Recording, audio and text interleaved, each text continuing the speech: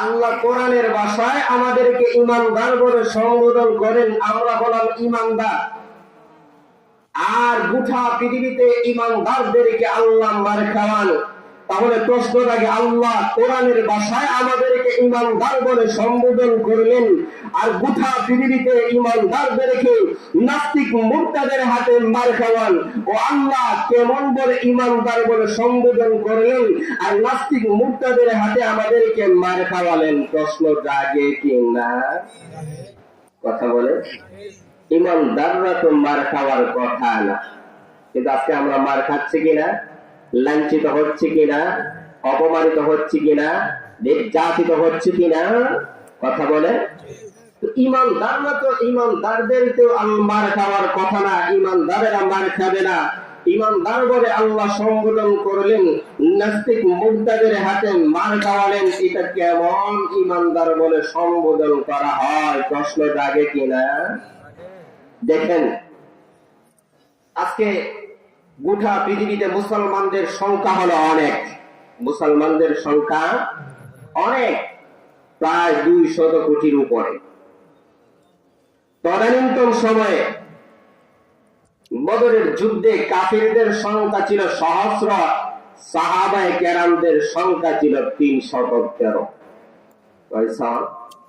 আচ্ছা বলেন তো, 313 জন সাহাবায়ে কেরামরা আর সহস্র কাফির, তাদের সাথে যুদ্ধে মোকাবেলা করে বিজয় বরণ করা, এটা কি সম্ভবের কথা?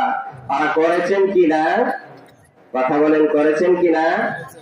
তো 313 জন সহস্র কাফেরদের সাথে যুদ্ধে অংশগ্রহণ করে যদি বিজয় বরণ করতে পারে, আজকে গোটা পৃথিবীতে মুসলমানদের সংখ্যা হলো অনেক, কিন্তু মুসলমানেরাই যেদিকে যায় মার খায়, নাস্তিক মুরতাদের হাতে নির্যাতিত হয়। মুসলমানদেরকে আল্লাহ কোরআনের ভাষায় ইমানদার বলে সম্বোধন করেন, গোটা পৃথিবীতে মুসলমানদেরকেও আল্লাহ লাঞ্ছিত করেন। তার একটাই কারণ, কোরআন সুন্নাহ থেকে আমরা দূরে সরে আছি বিদায়। কথা বলেন ঠিক কিনা? আল্লাহ ولا تهنوا ولا تحزنوا وأنتم الأعلون إن كنتم مؤمنين مغفرة يا رب العالمين ولا تهنوا ولا تحزنوا وأنتم الأعلون إن كنتم مؤمنين। তোমরা চিন্তা করো না, ভয় করো না, আমি আল্লাহ রাব্বুল আলামিন তোমাদেরকে বিজয় দান করব। তোমাদের বলতে সাহাবায়ে কেরামদেরকে বদরের যুদ্ধে সাহাবায়ে কেরামদের সংখ্যা হলো 313, কাফেরদের সংখ্যা হলো সহস্র। 313 জন সাহাবায়ে কেরামরা সহস্র কাফেরদের সাথে যুদ্ধে মোকাবেলা করে বিজয় বরণ করেছে। আজকে গোটা পৃথিবীতে মুসলমানদের সংখ্যা হলো অনেক, কিন্তু কাফেরদের সাথে কাফেরের হাতে মার খায়, লাঞ্ছিত হয়, অপমানিত হয়। তার কারণ কি? কেন তারা লাঞ্ছিত অপমানিত হয়? তার কারণ কোন একটা, তাদের ঈমানের পাওয়ার ছিল, ঈমানের শক্তি ছিল, ঈমানের জজবা ছিল। এজন্য বদরের যুদ্ধে সাহাবায়ে কেরামরা বিজয় বরণ করেছে। আর আজকে আমরা সংখ্যায় বেশি মুসলমান, কিন্তু আমাদের অন্তরে ঈমানের পাওয়া নাই, মজবুত নাই। ঈমানের দুর্বলতা দেখার কারণে নাস্তিক মুরতাদের হাতে আজকে আমরা মার খাই। ঠিক না?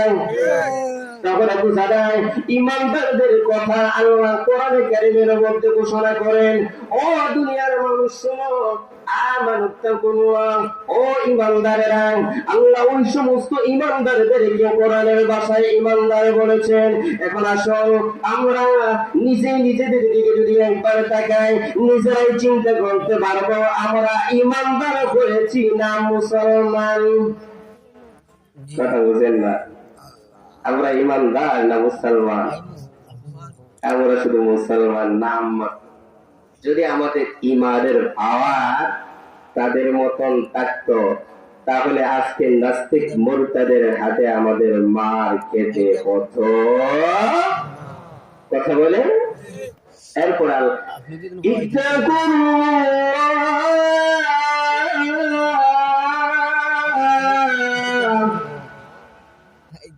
ও দুনিয়ার মানুষ শোনো, তোমার আল্লাহ রাব্বুল আলামিনকে ভয় করো, আল্লাহর ভয় করবা।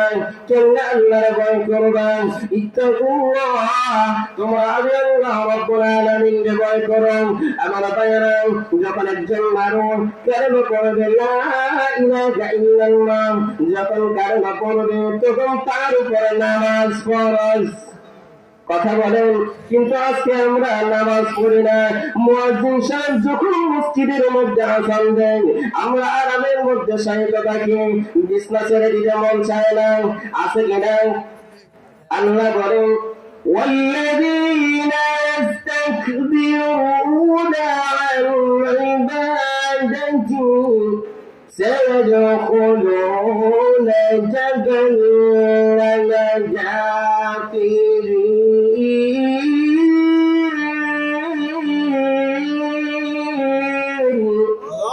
مهار الله رب العالمين বলেন والذين يستكبرون عن عبادتي ও দুনিয়ার মানুষ শোনো, যারা আমার ইবাদত থেকে বঞ্চিত হবেন, আরামের বিছানার মধ্যে শায়িত হবে, জেনে রাখো সায়াদখুলুনা জাহান্নাম দাখিরিন, আমি মহান আল্লাহ রাব্বুল আলামিন তোমাদেরকে জাহান্নামের মধ্যে নিক্ষেপ করব। আমার ভাইরা, আল্লাহর নবী বিশ্বনবী জনাব মুহাম্মদুর রাসূলুল্লাহ সাল্লাল্লাহু আলাইহি ওয়াসাল্লাম তিনি উল্লেখ করেন, আমাকে যখন মেরাজ সমাজে নিয়ে যাওয়া হলো, আমি একটা দৃশ্য দেখলাম। কি দৃশ্য? আমি এমন এক দৃশ্য দেখলাম, ওই দৃশ্য দেখে আমি হতভম্ব হয়ে গেলাম।